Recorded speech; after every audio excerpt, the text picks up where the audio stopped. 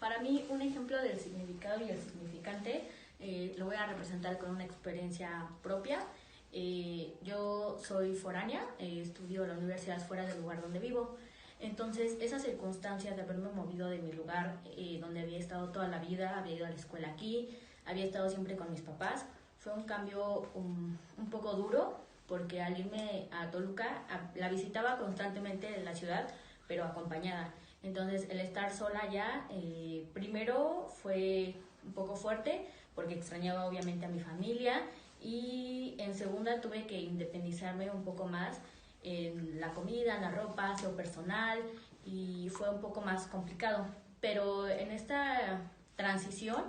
hubo algo que, un significado y un símbolo que cambió para mí mi perspectiva de ver la vida, y fue que a lo largo de la carrera conocí profesores y compañeras que me acercaron un poco al tema del feminismo. El tema para mí era un poco complicado porque el feminismo tiene varias posturas que al estar yo en casa no compartía. Una de ellas es la legalización del aborto o a veces las manifestaciones por parte de grupos o organizaciones feministas. Entonces, ahora para mí un símbolo que me identifica y que tengo como esa empatía y sororidad con compañeras es ver a una compañera que tiene un pañuelo verde, un pañuelo morado en la mano, así vaya en el transporte público, en la calle o en la misma escuela, porque creo que realmente para mí no significaba lo que significa hoy en día después de ese cambio. Ese cambio lo fui construyendo poco a poco, lo menciono con compañeras, con amigas y un poco con algunos movimientos y marchas que llegué a vivir un poco más de cerca. Creo que para mí ahora el movimiento representa no solamente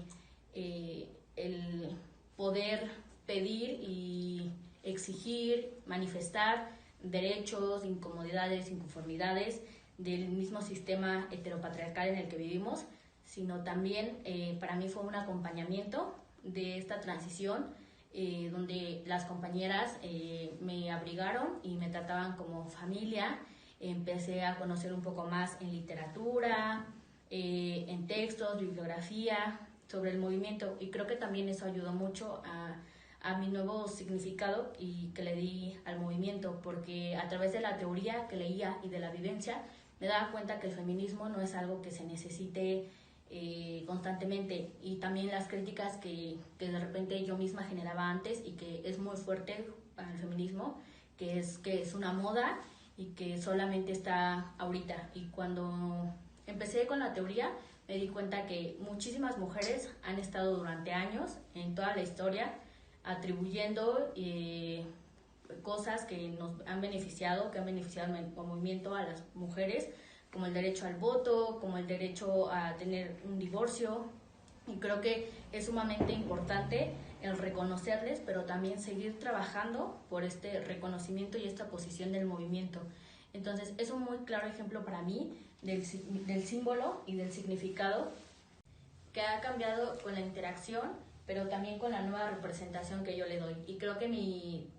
trabajo, o al menos lo que yo siento, no es quedarme ahí, sino continuar y el igual apoyar a otras compañeras o mujeres que tienen algunas dudas acerca del movimiento, acerca de lo que se busca o el objetivo, porque igual no es un solo feminismo, hay varios feminismos dentro del movimiento, y que puedes tener un acercamiento a veces muy directo, pero igual a veces es ese compañerismo el que nos lleva a poder generar.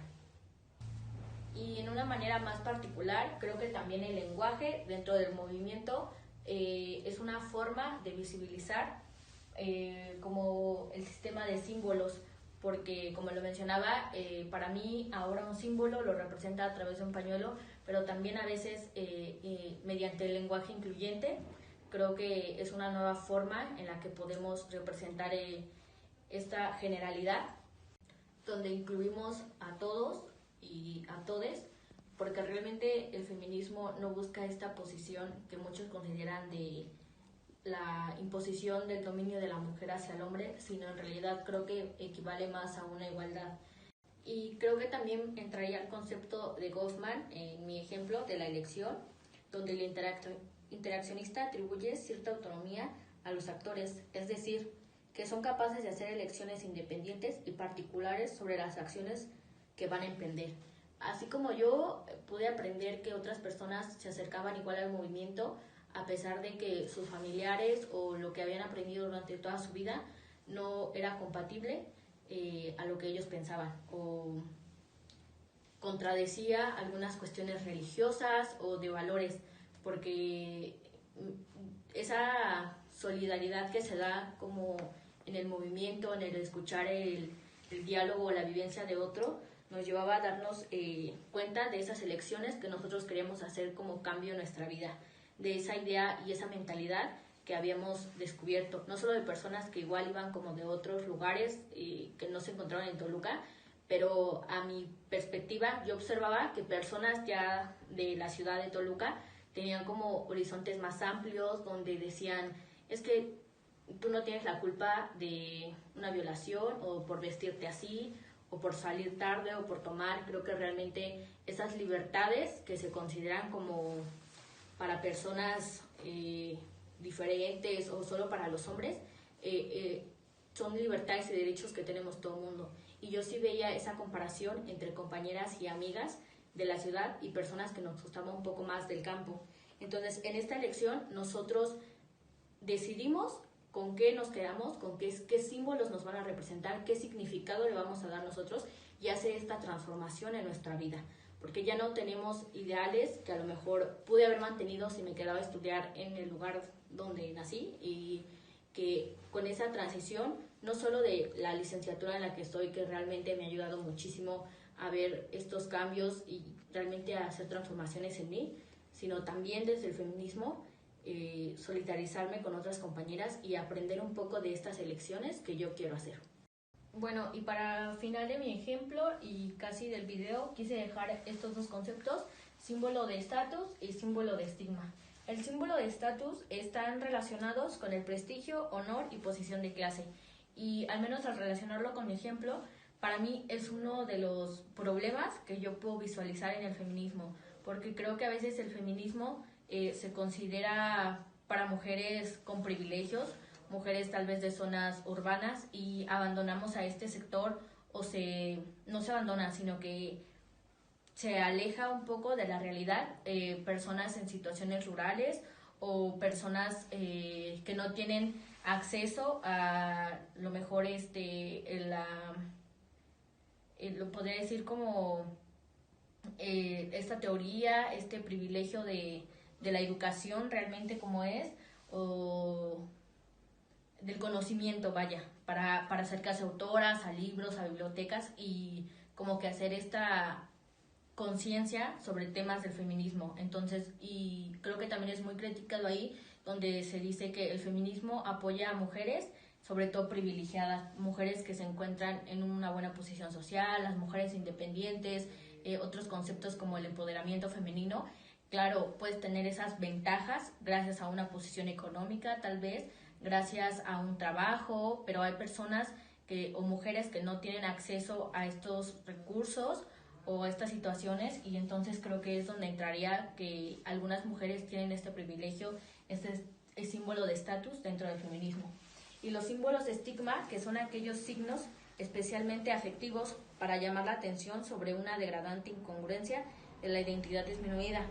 En este contexto podemos mencionar también cicatrices, quemaduras o cosas como más visibles, físicas, que también creo que es muy importante mencionar, sobre todo en esta parte que también se critica al feminismo, sobre marchas, pintas o destrozos que se hacen a este estado o a cosas que pertenecen al estado, transporte público, monumentos, cuando realmente no hacemos este retroceso y este análisis de lo violenta que ha sido la historia, y también como personas que voy a dar este ejemplo, que exigen justicia porque han pasado por familiares de un feminicidio, hijas, madres que buscan a sus hijas, hermanas, primas, y que sienten y deben tener todo este derecho de pedir justicia en una manera en que se les reconozca y se les apoye. Bueno, y ya para cerrar el video, en resumen, el interaccionismo simbólico posibilita analizar la comunicación en la vida cotidiana. Muchas veces nos olvidamos como de estos análisis que realmente nos representan en el día a día. entender cómo los espacios físicos, escenarios, que lo mencionaba al principio, y las personas pueden determinar nuestro comportamiento, pero también modificarlo. Su idea base es entender que los seres humanos se comunican entre ellos todo el tiempo.